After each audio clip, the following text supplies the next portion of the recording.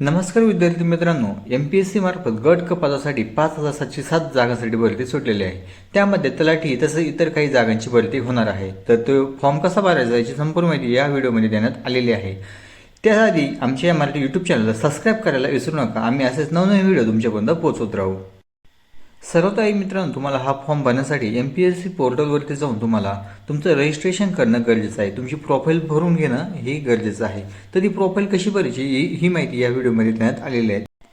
सर्वात आधी मित्रांनो, तुम्हाला MPSCच्या पोर्टलवरती जायचं आहे. सदर लिंक खाली डिस्क्रिप्शनमध्ये देण्यात आलेली आहे. मित्रांनो, यामध्ये तुम्ही जर आधीच लॉग इन केलेलं असेल, म्हणजे आधीच जर प्रोफाईल भरलेलं असेल तर तुम्ही तुमचं युजर नेम, ईमेल ID किंवा मोबाईल नंबर टाकून तुम्ही लॉग इन करू शकता.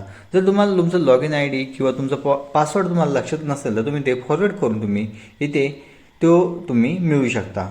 मित्रांनो, तुम्ही जर पहिल्यांदाच रजिस्ट्रेशन करत असाल तर तुम्हाला क्रिएट अ न्यू अकाउंट या ऑप्शनवरती क्लिक करायचं आहे. यामध्ये तुम्हाला ईमेल ID तसेच मोबाईल नंबर इथे टाकून घ्यायचा आहे. त्यानंतर तुम्हाला गेट OTP या ऑप्शनवरती क्लिक केल्यानंतर तुमच्या ईमेल ID वर मोबाईलवरती तुम्हाला जो OTP येणार आहे तो इथे तुम्हाला टाकून व्हेरीफाय OTP या ऑप्शनवरती क्लिक करायचं आहे. त्यानंतर तुम्हाला एक नवीन पासवर्ड तसेच कन्फर्म पासवर्ड करून घ्यायचा आहे. त्यानंतर खाली तुम्हाला इथे डेट ऑफ बर्थ तुमची जन्मतारीख टाकून खाली जे काही प्रश्न विचारलेले आहेत त्यांची तुम्हाला उत्तर इथे द्यायची आहे. त्यानंतर तुम्हाला खाली इथे रजिस्टर या ऑप्शनवरती क्लिक करायचं आहे. त्यानंतर तुम्हाला ईमेल ID पासवर्ड टाकून पुन्हा लॉग इन करून घ्यायचं आहे. इथे कॅप्चा टाकून तुम्हाला प्रोसीड या बटनावरती तुम्हाला क्लिक करायचं आहे. प्रोसीड या बटनावर क्लिक केल्यानंतर तुमच्याकडे प्रोफाईल बनवण्यासाठी एक नवीन डॅशबोर्ड ओपन झालेलं दिसेल. यामध्ये तुम्हाला इथे प्रोफाईल क्रिएशनमध्ये जाऊन तुम्हाला तुमचं पर्सनल डिटेल भरायचे आहे. इथे तुमचं सरनेम, नेम, मिडल नेम तसेच तुमचं इंग्लिशमध्ये पूर्ण नाव तसेच मराठीमध्ये देवनागरीमध्ये पूर्ण नाव, आईचे नाव तसेच जेंडर तुमचं जे काही जेंडर आहे ते. त्याचप्रमाणे तुम्ही तुमचा मोबाईल नंबर, ईमेल ID इथे चेक करू शकता. तुमचं मॅरिटल स्टेटस, तुमचं लग्न झालेलं आहे की नाही, नॅशनॅलिटी, मदर टंग म्हणजे तुमची मातृभाषा जी काय आहे.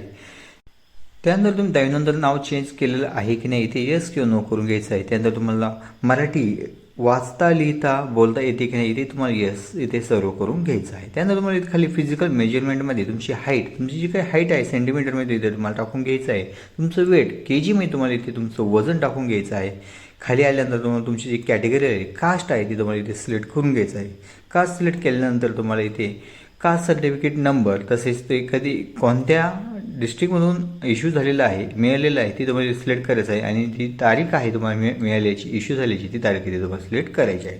खाली आल्यानंतर तुम्ही बघू शकता do you belongs to non criminal, तुम्हाला नॉन क्रिमिनल आहे की नाही इथे तुम्हाला असेल तर येस इथे करून तुम्हाला सर्टिफिकेट नंबर टाकून घ्यायचा आहे आणि त्याची इश्यू डेट, मिळालेली डेट इथे टाकून घ्यायची आहे. त्यानंतर तुम्हाला कास्ट व्हॅलिडिटी सर्टिफिकेट जर असेल तरी ते तुम्हाला येस करायचं आहे, नसेल तर नो करायचं आहे. असेल तर त्याची तुम्हाला सर्टिफिकेट नंबर तसं इश्यू डेट इथे तुम्हाला टाकून घ्यायचं आहे. खाली तुम्हाला इथे विचारलं आहे की तुम्ही काही डिसेबिलिटी आहेत का, तुम्ही अपंग असेल तर तिथे येस करून तुम्हाला त्या संबंधित तुम्हाला इथे माहिती भरून घ्यायची आहे. नसेल तर तुम्हाला इथे नो या ऑप्शनवरती क्लिक करायचं आहे.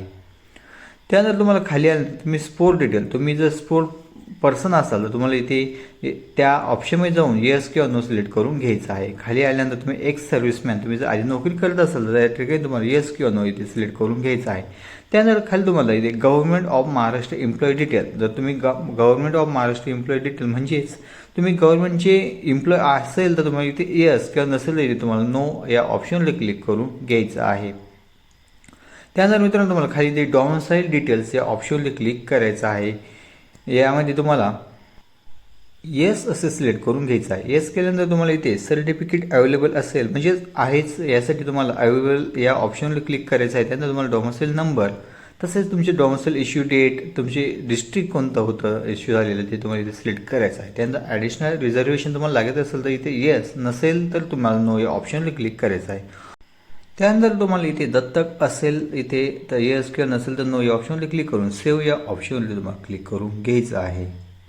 त्यानंतर दुसऱ्या स्टेपमध्ये तुम्हाला जायचं आहे. पहिली स्टेप आता तुम्हाला इथे सेव्ह झालेली आहे. दुसऱ्या स्टेपमध्ये तुम्हाला तुमचं ॲड्रेस जो काय आहे ते ॲड्रेस तुमचा पत्ता व्यवस्थितरित्या इथे तुम्हाला भरून घ्यायचा आहे. त्यानंतर तुमचा ॲड्रेस करस्पॉन्ड ॲड्रेस जर सेम असेल इथे सेम ॲज अबो या टिक मार्कवर तुम्हाला क्लिक करून घ्यायचं आहे.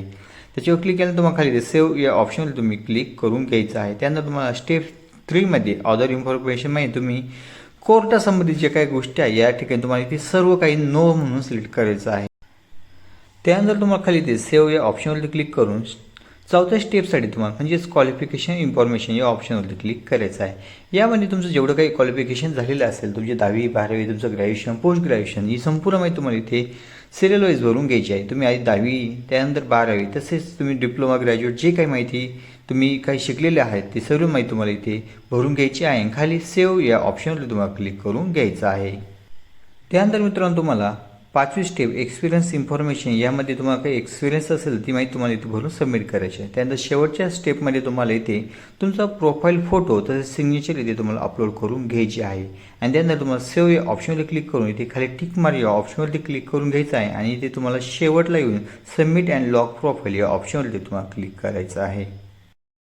अशा प्रकारे तुम्ही तुमची प्रोफाईल अगदी सोप्यारित्या तुम्ही इथे पूर्ण करू शकता. तुमचं प्रोफाईल लॉक झाल्यानंतर मित्रांनो तुम्हाला ज्या काही जागेसाठी तुम्हाला फॉर्म भरायचा आहे त्यासाठी तुम्हाला ऑनलाईन ॲप्लिकेशन या ऑप्शनवरती क्लिक करायचं आहे. आणि ज्या काही जागा MPSC मार्फत सुटलेल्या आहे त्या इथे दाखवण्यात आलेल्या आहे. त्यामुळे तुम्हाला ज्या जागेसाठी फॉर्म भरायचा आहे ते तुम्हाला व्ह्यू या ऑप्शनवरती क्लिक करून तुम्ही इथे बघू शकता चेक एलिजिबिलिटी. इथे तुम्ही बघू शकता तुम्ही कोणत्या जागेसाठी पात्र आहात किंवा नाही ते तुम्हाला इथे दाखवण्यात येणार आहे.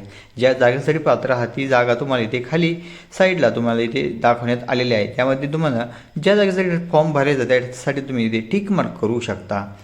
टिक मार्क केल्यानंतर तुम्हाला इथे एक्झामिनेशन सेंटर इथे तुम्हाला सिलेक्ट करून घ्यायचं आहे. त्यानंतर खाली इथे टिक मार्क या ऑप्शनवरती क्लिक करून खाली तुम्हाला तुमचं लोकेशन टाकून घ्यायचं आहे. त्यानंतर तुम्हाला सबमिट अँड पे या ऑप्शनवर तुम्हाला क्लिक करायचं आहे.